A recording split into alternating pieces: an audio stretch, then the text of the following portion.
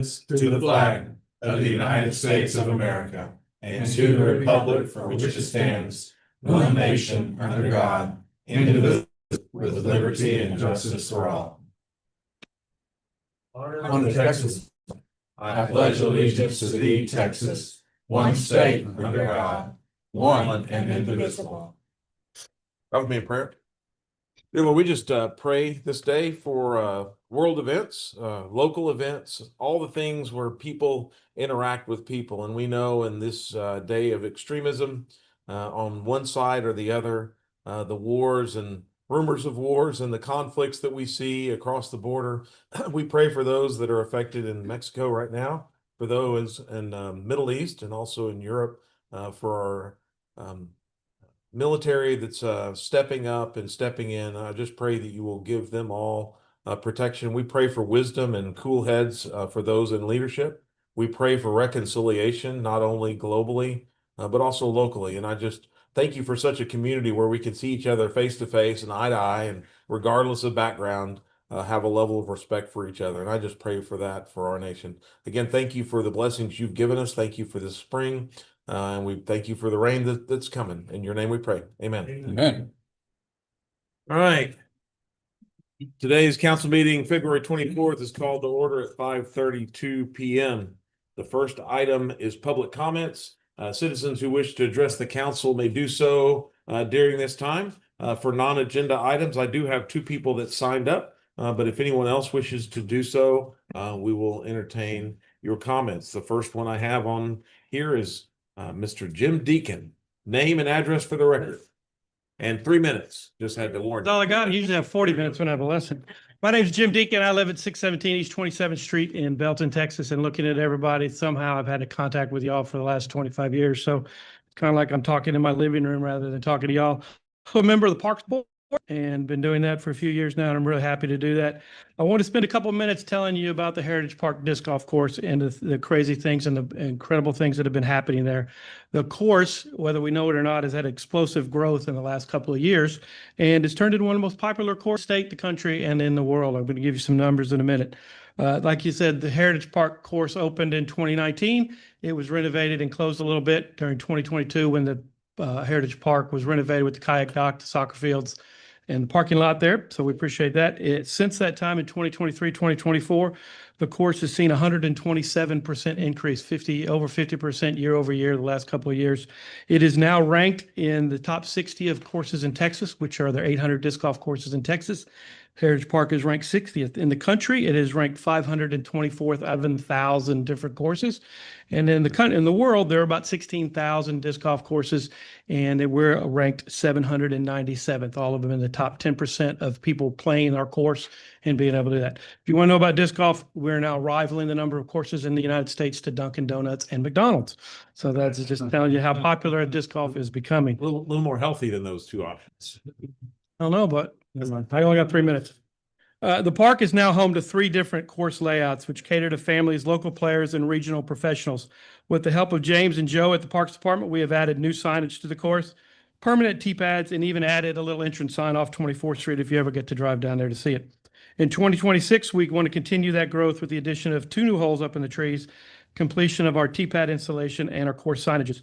All these improvements have increased exposure of the park, and it has been little or no expense to the city, and also worked within the master plan of Heritage Park. So we're not changing anything that we're going to change in a couple of years to be able to do that.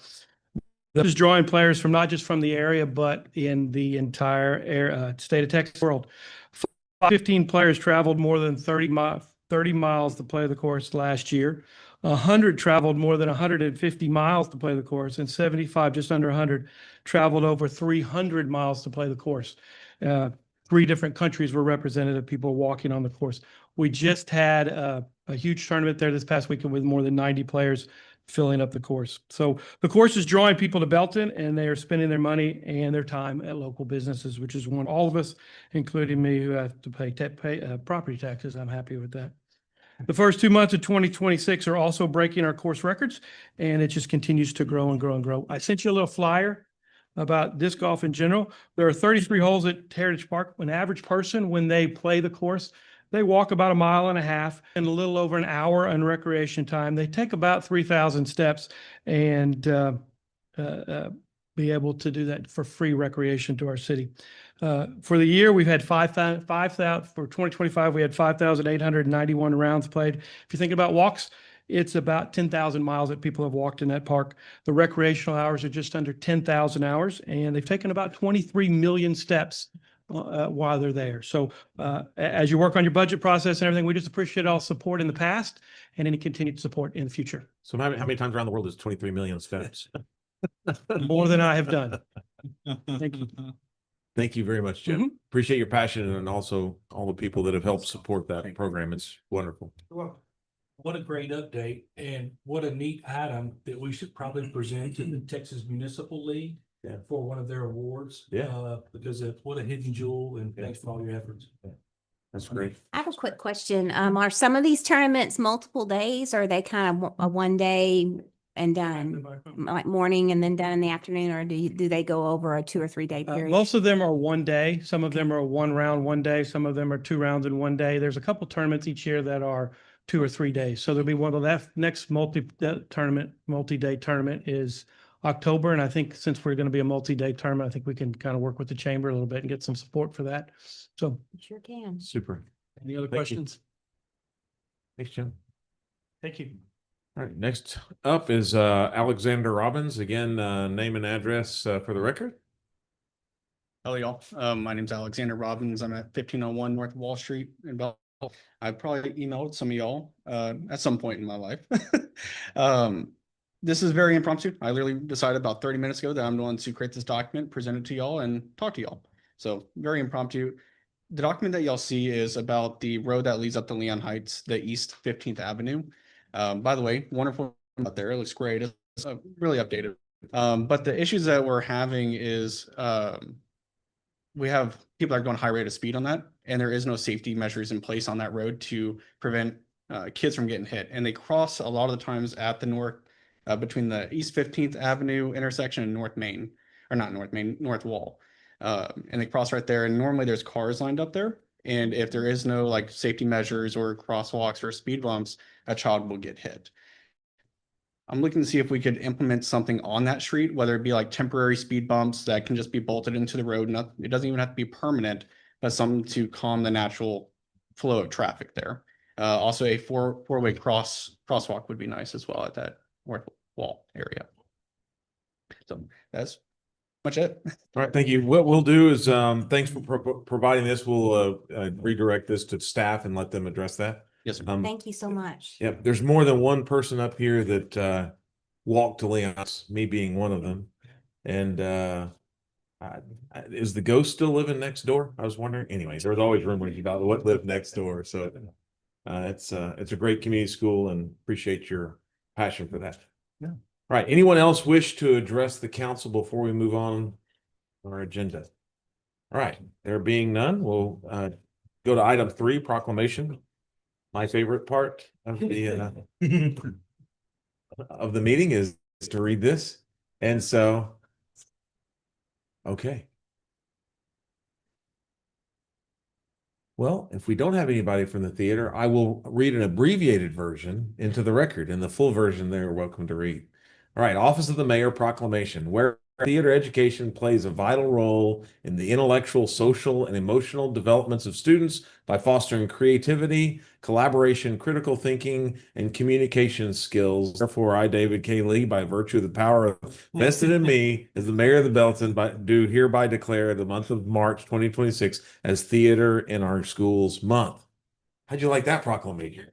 It's that long. I just did. So, all right. I'm sad that they're not here. All right. Moving on. Item 4, recognition of Assistant City Clerk Sarah Clark for receiving her Texas Registered Municipal Clerk's certification. Mr. Listy. All right. Miss Sarah, congratulations. Really exciting. Mayor and Council, it gives me great pleasure to announcement. Sarah Clark has received her Texas Municipal Clerk certification. She's completed that process, very intensive program and process.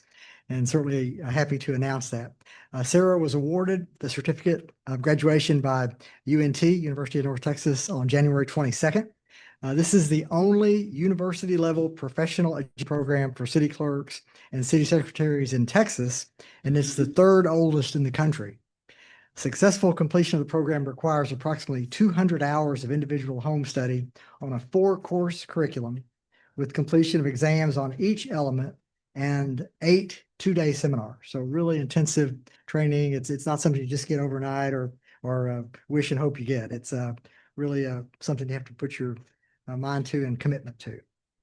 So I just want to congratulate Sarah, recognize Amy, who's encouraged her through the process to get this certification, to give her a little backup in programs since she's been here. Thank you for coming over from Harker Heights. I think they helped in getting you started on some of this. So we appreciate that. Please join me in congratulating Sarah Clark for this prestigious professional achievement, becoming a Texas registered municipal clerk.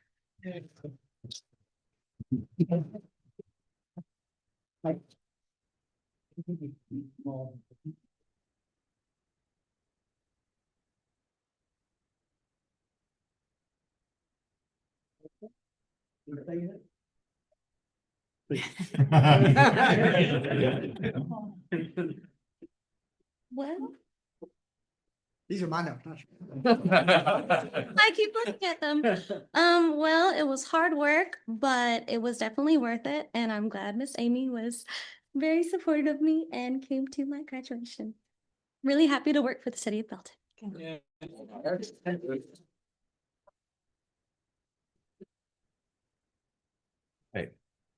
Item 5 is Youth Advisory Commission fundraising update and proposal for community teen night event.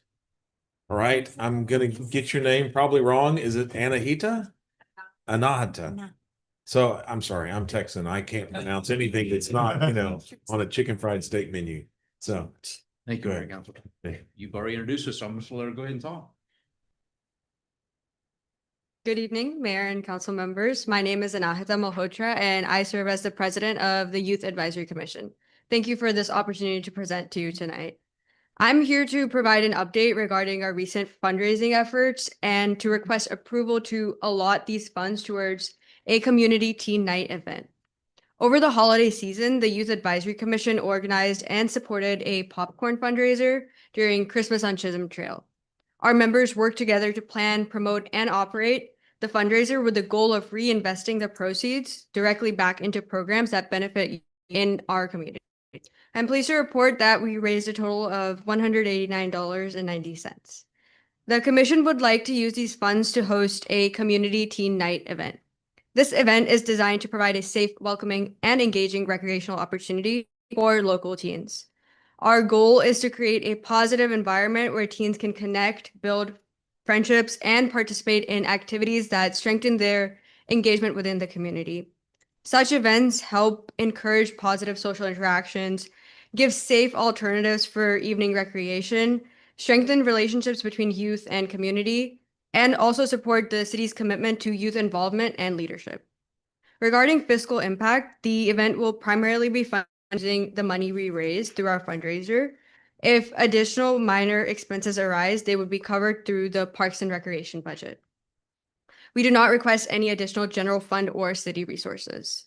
On behalf of the Youth Advisory Commission, I respectfully request approval to use the fundraiser proceeds for the Community Teen Night event. Thank you for your time and consideration. I would be happy to answer any questions. it's great. I remember seeing you guys there that evening selling popcorn. I wasn't sure what was going on, but now I know. It just took a little while. So any comments or questions from the kids? Great job. Yeah. I'll give a shout out because I was at a YAC meeting a couple of weeks ago. I don't remember when it was. My son is on the YAC committee, and they did a couple of scenarios where there's some problem in the city, whether I think the group that you were with was a fire in a dorm at UMHB. And so one student was assigned to be the mayor, and one was assigned to be the fire chief, and one was assigned to be the police chief and public works parks. They had all these different roles. And you did a fantastic job as mayor, right? Yes. Mayor of the city of Belton, and your whole team Right. did. And it was really Challenging. it was fun to watch them be so engaged in the process and to think deeply about a complex situation. And so it's exciting to see that y'all are coming up and taking ownership of the city and being an engaging part of that. So well done. Thank you so much. Yeah, it was a very educational opportunity actually to hear from like actual officials and see what they do in their jobs, basically. Yeah. It's wonderful. That's I awesome. love that. Thank you. Very Any good. other- Thank you. Well, since this is a proposal, I'll entertain a motion So to, Second. we have a motion and a second to allow you guys to use the funds for the community teen night. Yeah. All in favor, say aye. Aye. Those opposed. All right, there you go. Thank you so Win. much. Yay. Yeah. Thank you. If I may, Mayor, if I may have, Mayor, I've been doing this 48 years and I believe that is the best presentation by someone at that microphone I have ever seen. Amen. I think you have to be at least 18 to run for mayor. And there are occasions where teenagers do run and do win. That's You exactly. just got to get all your friends. 'Cause I think it usually takes about 8 people to elect somebody on the council. So not really. It's like but Parks and Rec episode. yeah. All right. The next is items 6 through 11 is our consent agenda. These items can be enacted by a single motion and can be pulled off for consideration and deliberation separately if the council so chooses. I'll read 6 through 11 into the record, and then the chair would then entertain a motion or a request for changes. Item 6 is adopting the minutes of the February 10th council meeting. Item 7 is adopting an ordinance declaring unopposed candidates elected to office and canceling the May 2nd general city election. That is Dave and John Holmes. That's right. Saved a few dollars and a few hours of our time. Item 8 is a annual report of the city's ethics ordinance by the Ethics Commission. Item 9 is receiving the tax increment and reinvestment zone annual report for fiscal year 2025. Item 10 is authorizing the purchase of mobile data terminals from GTS Technology Solutions through Texas DIR contracts and DIR CPO 4751. Let me read the other one. DIR CPO 5225 and DIR CPO 4751. And item 11 is adopting an ordinance annexing the rights of way of the following 2 sections of roadway. Section 1 is the Wheat Road from Sparta Road south to the city limits in the vicinity of Digby Drive, surveyed at 25.02 acres. And section 2 is Sparta Road from Wheat Road east to the city limits at Dunn's Canyon, surveyed at 4.92 acres. Wait, we got several more than 11. So we're going through. Mine's old. Okay. 6 through. Okay. All right. 6 through 11. Right. I usually have like a stop sign right there. We need to add that along with what we're doing over there next to Leon Heights. Yeah. For safety. It'll blow right through that stop sign. So, right. I move we approve items 6 through 11 as presented. Second. Any other comment? All right. Motion to adopt items 6 through 11. All in favor, say aye. Aye. All those opposed? All right. Passes unanimously. Before we jump into the rest of the agenda, I just wanted to take a moment. I should have done this at public comments. Thoughts and prayers with City Manager Sam Listy. He lost his mother of a young 97 years. And so a wonderful life, legacy, lots of family. I know it's sad to see her go, but it's wonderful to see a life well lived. And so we're our thoughts and prayers Thoughts and prayers. are with you. Thank Yeah. you. All right. Item 12, hold a public hearing and consider a zone change from single family 3 to planned development. Single family 3 on approximately 34.7 acres located on East Avenue R, east of Miller, and known as the Hidden Trails Subdivision Phase 2. This is going to be presenting this one. Actually, I'm going to request that this item be postponed to a Right. future meeting. Right. So we are going to be postponed. So Chair would entertain a motion to postpone this item. Second. We have a motion and a second to postpone item 12. All say aye. Aye. Opposed? Passes unanimously. Item 13 is bold red letters. This item has been withdrawn, but I will read it anyway. Hold a public hearing and consider zoning change from neighborhood to planned development neighborhood on approximately half an acre located at 702 North Pelham. As I've said, this item has been withdrawn. So Lucky 13 went away. However, we do need a motion to postpone indefinitely. We do. We Go do move. that. Second. We have a motion and a second to postpone this item indefinitely. All in favor, say aye. Those opposed? That's what I get for not showing up for the pre-council brief. Sorry. All right, item 14, hold a hearing and consider an ordinance amending and adopt city's tax abatement guidelines and criteria. Thank you, Mayor and Council. I'd like to talk about tonight our tax abatement guidelines and criteria. We've had this for quite a number of years. Goes back to 1984 or 1993, depending upon what you look at. It goes long. Anyway, we have to bring this back to council every 2 years at a minimum for you to review the policy that we have. That's why we're tonight. Tax abatement guidelines establish the terms for awarding tax abatements. It's our formal program, if you will, that we have to have in place. And those abatements vary from 70 to 100% depending upon the location of the facility that's seeking the abatement, as well as the investment threshold. So we have our standard investment criteria. It's all based upon the tier of investment. And this is primarily larger businesses, manufacturing, distribution, et cetera. And so the lowest tier there, it's based upon real property improvements, business, personal property, and then job creation are kind of the three big things there. And that lowest tier there is 250,000 to 2.5 million in real property investments, business, personal property additions of $1 to $10 million, or you could create 25 to 75 jobs to hit that lowest tier. And if you do so, it's the abatement is either a 70% flat rate for 5 years, or it's a declining from 100% abatement 1 to 40% abatement in year 5. And you can see kind of what that looks like in those various tier levels.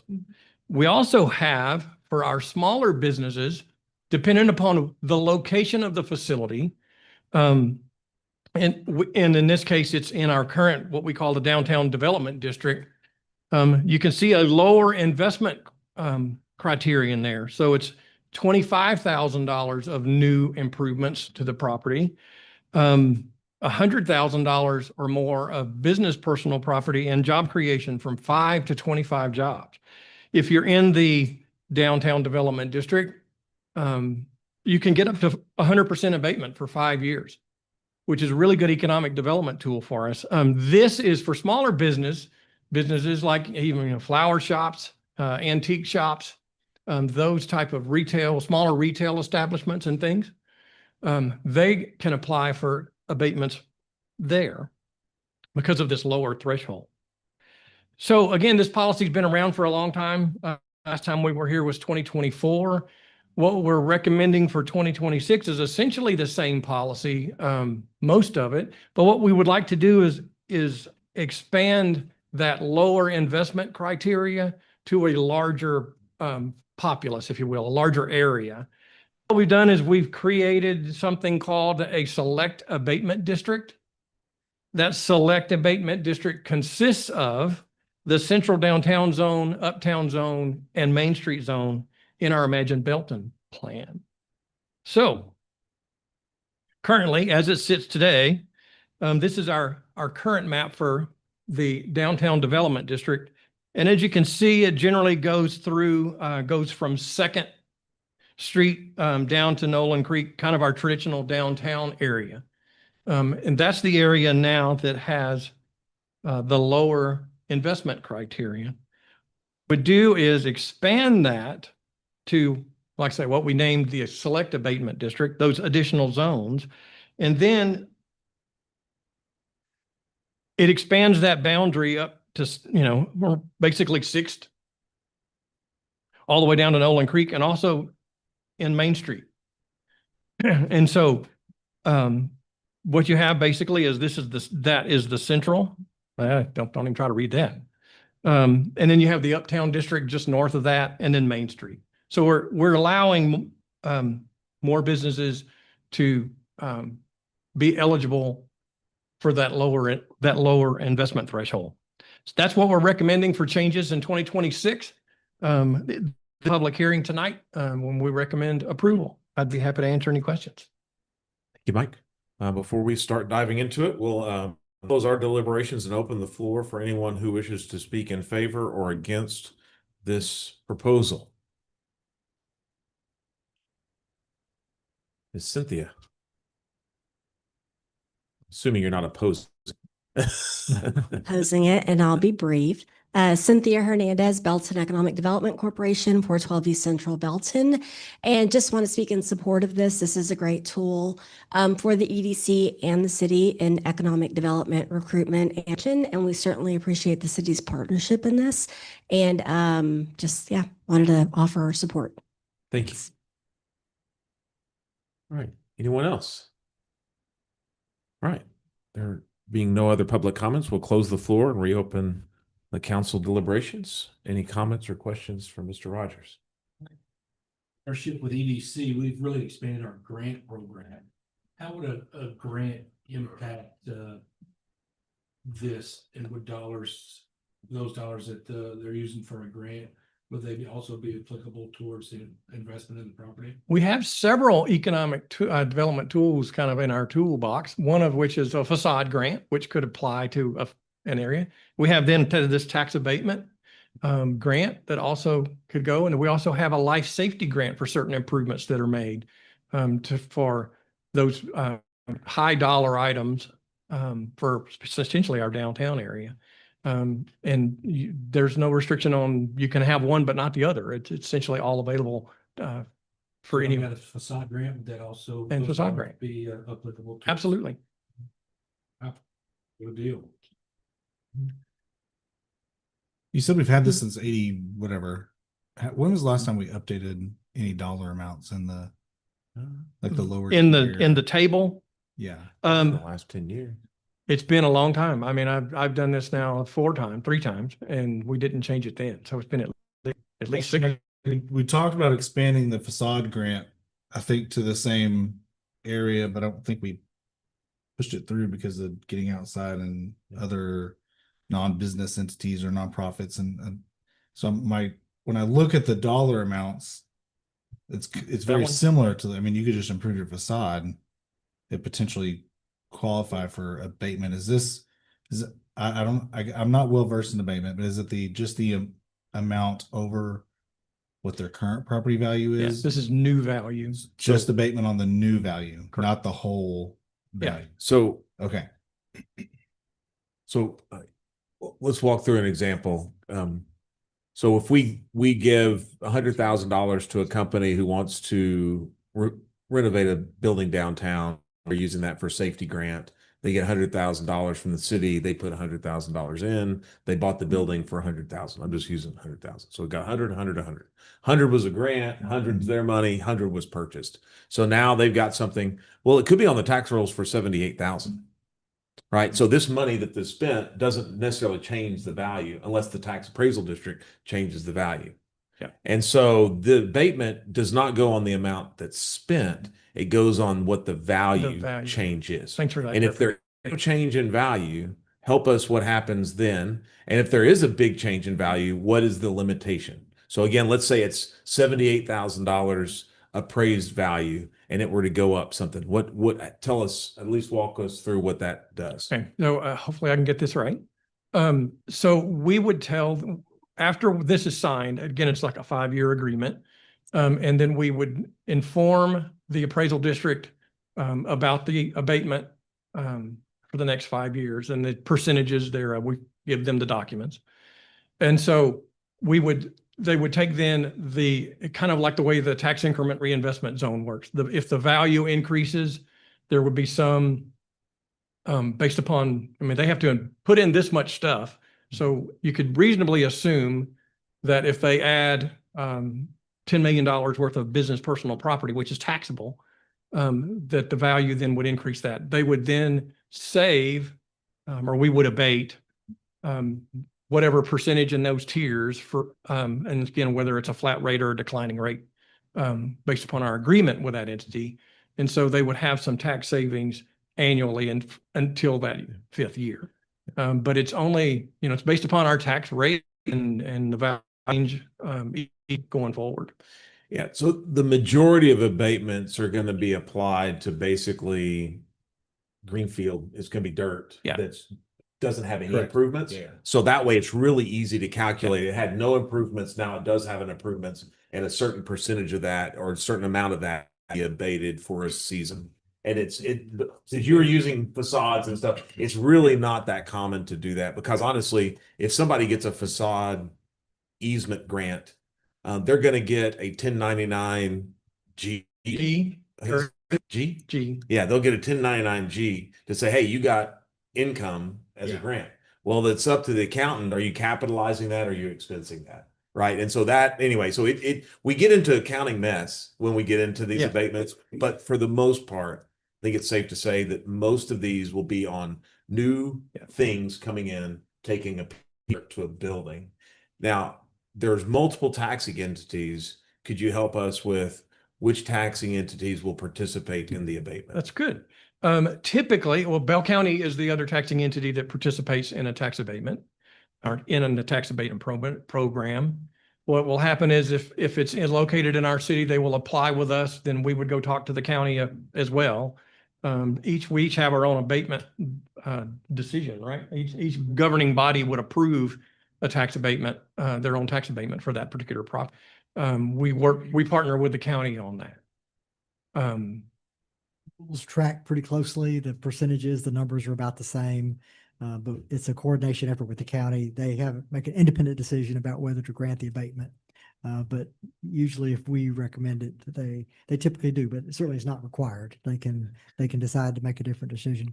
They have a few different parameters. They require health insurance for the employees and some other things that just address some of their particular interests. But it's certainly a partnership arrangement with the county. And to your example, Mayor, the only abatement agreement that we have outstanding is USA Capital currently. And that was a great example of they built an entire building. We had an abatement on building 1 already. They built a second building, and then we added a second abatement for the second building. And so it went from dirt to something good. Yeah. How does this impact TERS within buildings and? Wow, you're going down a trail there that's complicated. I don't know the answer to your question directly. But because I think the way from what I've read is the value would go away from the TERS. Wouldn't be captured and correct until that 5th year ends, and then it comes on to the TERS. Yeah, whatever that lower value is. Yeah. Last one, not to muddy the waters, but I've been in these muddy waters for a while. Can a council member qualify for a tax abatement? I don't know the answer to that. I'll help you. So a council member, where several of us have business entities and work in the community, council members cannot have taxes abated. While council members can qualify for special grant programs like facade easements and some other development funds. But when it comes to the taxing entity, we as council members cannot benefit directly from those abatements. So just FYI. Yeah, that's great. And so that makes a lot of sense. Yeah. Anyway. Yeah. So I will say there is a cost of doing business in your own backyard. So Mike, do you mind pulling up the map again of where all this will expand to? The one that I drew all over, this one? Yeah, this one. Let me get rid of all that. Oh, it's okay. I'm just curious why you decided on this area, and there are a lot of areas considered downtown or have a lot of businesses on it, like along I-35 and I-14. Like, why do you see it as just being here? This is just that lower threshold area. Oh, okay. We have several tax abatement reinvestment zones up the freeway, business park, I believe was one, that sort of stuff. You can put those anywhere. We can approve a tax abatement reinvestment zone anywhere, not just in this map. So we already have, they're already covered by other abatement. Exactly. This is just the lower. This is just the lower threshold. We're expanding the map or the boundaries for that lower threshold. Yeah, it's really geared towards the small businesses versus Absolutely. the USA Capital that's going to come in and Absolutely. get a 30,000 square foot facility. So. All right, any other comments or questions? Thanks, Mike, for doing that. I know this is yeah. I was going to make my last comments before we anyway. Appreciate that. Again, it's continue to work on our toolbox to be friendly to businesses and to still be good stewards to our citizens who pay taxes. So we appreciate that. So the chair would entertain a motion. Motion to approve. Second. We have a motion approved to approve the ordinance amending and adopting the city's tax abatement guidelines and criteria. Any other comments before we vote? All in favor, say aye. Aye. Those opposed? Thank you, Mayor. Passes unanimously. Item 14. Item 15 now. Consider award of a bid and authorizing the city manager to execute the construction contract for the West Avenue I drainage project and any change orders associated with the contract not to exceed the amount authorized under state law. Mr. Spotty. Yes, sir. Good evening, Mayor and Council. Excited about this project. Is that a road? This is a project. Yeah, that's a road. This project, we're to have it at the award point right now. I want to come in here and play a video just to kind of give you a little more reality of the impact. Just kind of let you see, and this is kind of during a lower storm event. As you see, the sand there, we're stacked up nicely along the curb line, and the water flow was such that it knocked them out and threw them into the roadway. And just wanted to provide this as a little context into what we're dealing with in that area. Excuse me. The overview of this project is obviously we have the excess stormwater that's coming from the southern area of like I-14 and such and making its way through the West Avenue I and Mitchell area. It's kind of encompassing the housing authority of properties. And the whole purpose for this is trying to detain it and divert it. This kind of gives you a little area showing where the proposed detention pond is to go. The little blue area, which is just on the back side of the J Park ball field that you can see there. The red line is detailing the RCP pipe that will be underground, and it'll be taking it to the natural drainage area that's by the Mitchell Street and Mitchell Circle there, notated as 715, where the red ends. The scope of work is obviously it's going to act as a regional detention pond. It'll have RCP pipe involved, some channel grading that'll be incorporated, concrete boxes and head walls along with some retaining wall. And I wanted to kind of give a shout out to the Housing Authority. The previous director, Barbara Bozone, along with the new current director, Melanie Corey, has assisted us and worked with us, given us the yellow areas that you see there, which are easements for the drainage so that we can continue, the project. So a big thank you to the Housing Authority. The construction award, we had the bid opening on February the 3rd. We had some differing costs here. You can see 710,000 low bid up to the 1.6 million. Obviously the average was around 960,000. The OPC for this project was a little over 1 million, and Mills Construction out of Bastrop, Texas was the low bidder at the 710,000. We've ran through on there. We have not worked with Mills, but we looked at references and such and had nothing but rave reviews on their work and the willingness for them to come back and work with the other entities. So it's positive. The construction schedule that we see is 240 calendar day. And with that, we're recommending that the city authorize the city manager to award this contract. Be happy to answer any questions. We also have Mills Construction. We have Zach and Ty back over here, along with the engineer, Monty Clark, here with Clark Associates. All right, thanks, Scott. Any comments or questions? It seems like TxDOT Construction has contributed to this problem. Is that a reasonable assumption? Can you prove it? I don't want to step out here. It's reasonable, but there's no context to technically prove that. But so there's if a developer came into development and caused a bunch of drainage problems for the neighbor, we would go to the developer and say, hey, you've caused drainage problems, you need to fix it. Yes. It doesn't feel like that's in play in this scenario for TxDOT to reimburse us for this expense that we're about to eat on this deal. Yeah, that's a difficult situation. It's like kind of telling your little brother what to do versus telling your mom what to do. Yes. They were both wrong. Yeah. It actually happened. We have a developer, we look at it, we have our consulting engineers look at it to make sure stuff like that doesn't happen. We don't have that opportunity with state. Good for them. Yeah. All right, I make a motion to approve. Second. We have a motion and a second to approve. All in favor, say aye. Aye. Those opposed? Passes unanimously. Thanks, Scott. Right. Last item before For the future. executive session is receive a presentation on the Belton Police Department 2025 annual report and racial profiling report. Chief Berg.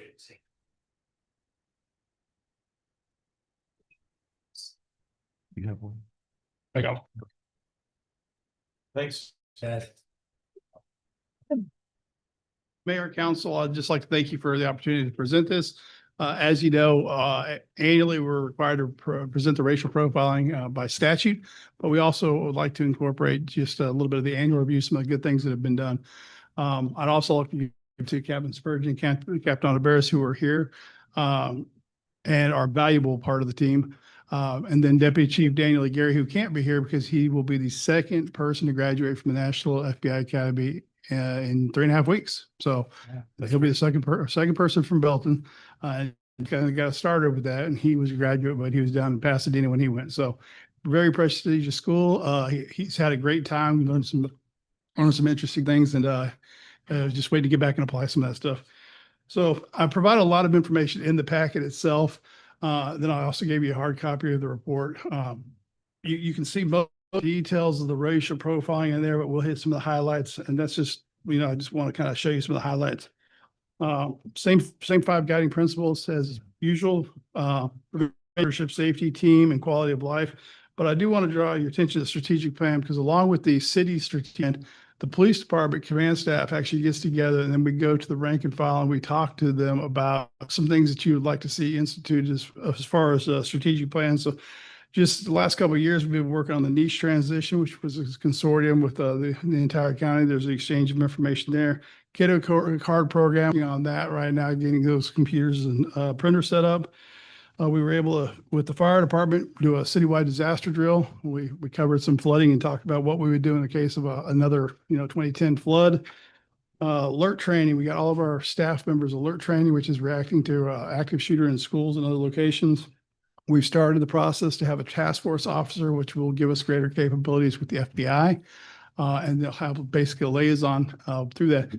The good thing about that is you can actually take some of those crimes that you may not really fit into that category of state charge, but you're able to sit there and run it with the federal. So we'll see some people when it comes to guns, violent crimes, things like that. It's just a more streamlined process. We've increased and improved our SWAT team capability. We assisted HR with the civilian pay study. We've revamped the Explorer program, converted them over to a scouting program. We're still waiting to get some competitions going and stuff, but they've really been active as far as like the pet extravaganza. They were over there. They went in and volunteered walking dogs for some of the shelters and stuff. Really got a good showing there.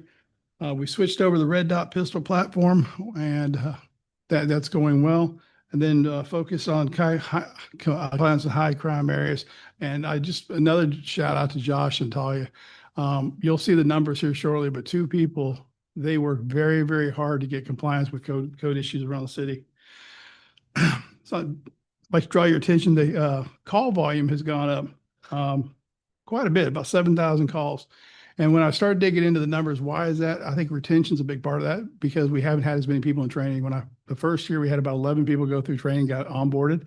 When you don't have 2 people in the car, it gives them a great opportunity to get out there, be more proactive.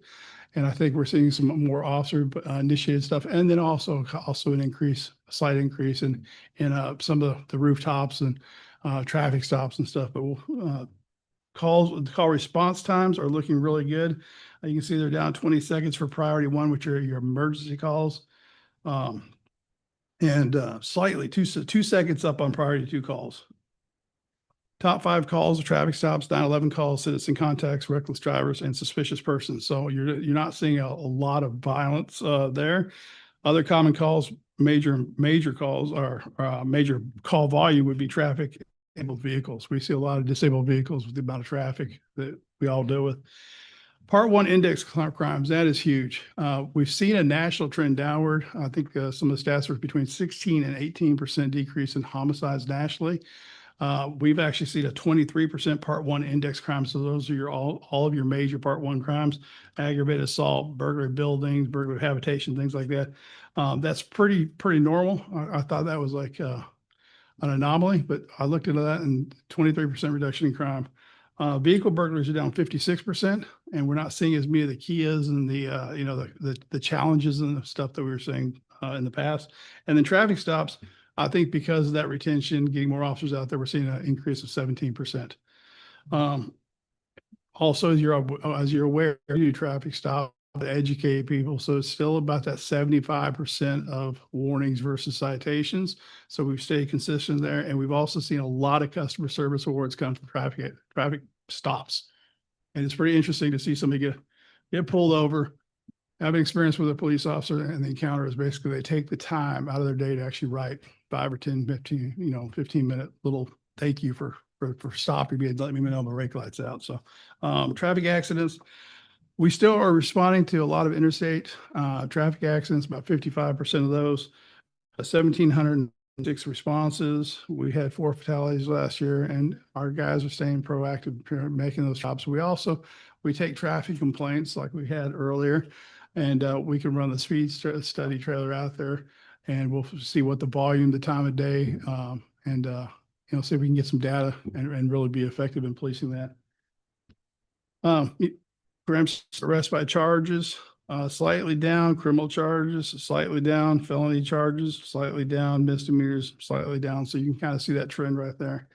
And then those are the Part 1 crimes. On the major crimes, murders, unfortunately, 1 in 2025. The big drop is going to be the theft, larceny. You see right there from 390 to 274. A lot of that, I think, is officers in the neighborhood, take-home car program, getting the officers where the visibility and actually getting them out and being proactive in their stuff. Racial profiling, the part that we're required to cover, it really goes in depth and is extensive in your packet, but we didn't see any anomalies right there. The basic traffic stops matched the demographics, everything consistent. We were able to sign off, get that to TCOL. We actually had a TCOL audit today. Zero deficiencies was because one, Debbie does a great job of keeping those files straight as far as keeping them consistent with TCOL standards, but we also had an in-house internal audit where the captains, myself, and Debbie all got together. We went and reviewed the files, and so TCOL actually gave us a perfect score on audit. So we budget information. So total budget for last year was $7,770,000. Personnel is a big chunk of that, but it takes money to go ahead and pay people. So it's really important that we stay competitive there. Grants, total of $961,000. A big chunk of that is going to be our SOR program, getting reimbursement from the schools. We had Officer of the Year was Dalton Minix. Civilian of the Year was Tracy Ochoa. Tracy came to us from Washington. She actually said she came for the interview. She said she really felt like this was like her calling. She has integrated really well. We've had some good people do victims assistance, but Tracy has just really hit the ground with her feet, and she's just running with it. Really positive personality. Rexanne Curry, our Civilian of the Year, actually she had a lot of hours working on the parade float. So if you saw the Christmas on the Chisholm Trail and the 4th of July float, they spent a lot of time on that. And our volunteer program is just something that is really special because they really, between them and the nation, they put a lot of time, effort, and energy, just try and be, support the police department the best they can. And some mid-year recognition, Officer Carrie Bailey, and then Officer Chris Cano he has had a remarkable year. He stepped up to be an interim sergeant for a while. He has done some amazing things as far as just mid-year recognition. And at one point, he actually stopped at a car that was going the wrong way on the interstate using his car, his own life in danger. Just a spectacular guy. We have a really good team. And I mean, as you know, you see the kudos, you hear the around town stuff, but you couldn't be more proud of the people that we're serving with. New employees, Tamika Watford, Chris Torres, and Corey Sorbel. We pretty much had one person in the academy all year. Sorbel's fixing to graduate next month. So we're looking forward to being full staffed and having them all out there. And then also new employees, Tracy Cho, like I said, Harper came to us from Waco's communication, and Christina Waits works with Paul, but we consider her part of the family over there because she does a lot of good stuff with the branding of the police department. Some of the programs, Are You Okay? Law Enforcement Explorers Academy, Take Me Home, Victim Services, Phone Bank, which is where we get a bank of cell phones. And then if we have people that either are in domestics and stuff, we're able to loan out prepaid calls or calls that we'll just call 911. Foundation is still active and they assist with a lot of great things. They assisted with the Red Dot program. Anytime, we ask them if there's a project they want to work on and stuff, and they love getting out in the community and supporting their police department. So just had a meeting long ago with the clergy partnership. We usually have about 15 pastors come in there. We kind of give them updates on what's going on in the community, things that we need to pray about, prayer needs for the community. And it's like I was talking to our chaplain, Alton McCullum, most of you know him. When you see patterns come into a community, best thing to do is stand in prayer against it. And that's what we do. So the clergy partnership is a valuable asset and tool. And then Citizens Police Academy, Captain Spurgeon's fixing to kick tomorrow night. So we're going to start class 17, I think it is. And it's great to see him come back and volunteer and stuff. So looking forward to that.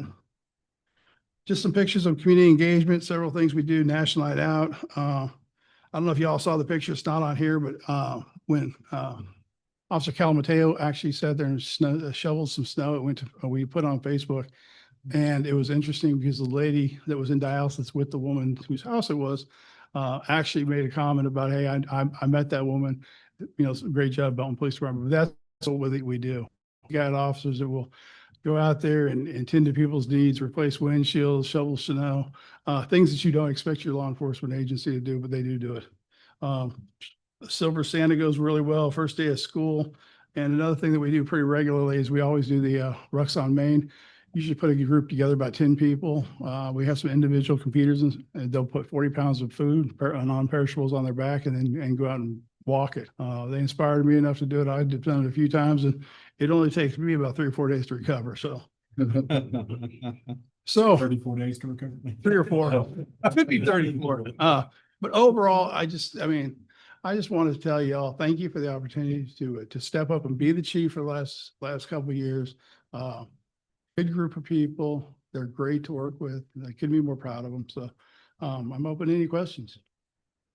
All right. Thanks for the report.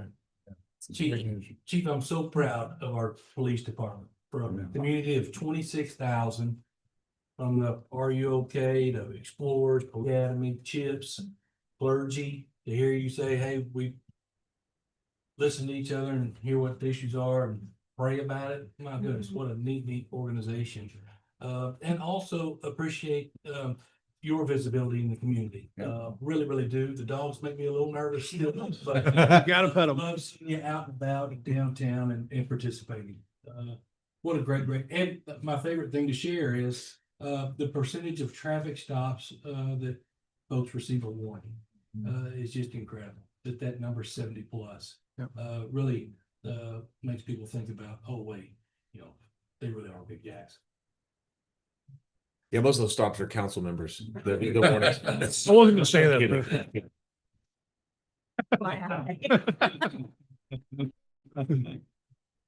You have comments?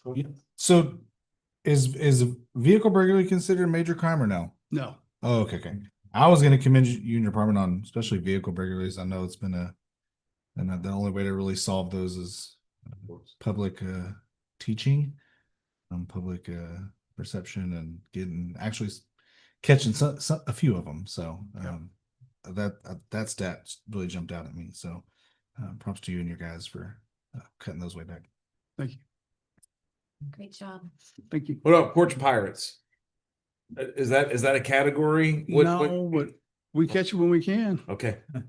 Matter of fact, we just had 3 runaways and did some stuff down. I think in Gerald, they actually got caught for that. So Yeah, Oh, did you say appreciate- 55% traffic accidents that we have are on 35? Is that what you said? we still reach 55, 50 to 55% of them. We go out there and assist. Either we take the accident or we assist with DPS. As you know, the bumper truck fire, we all help out DPS because they took over the first 6 months. They took over.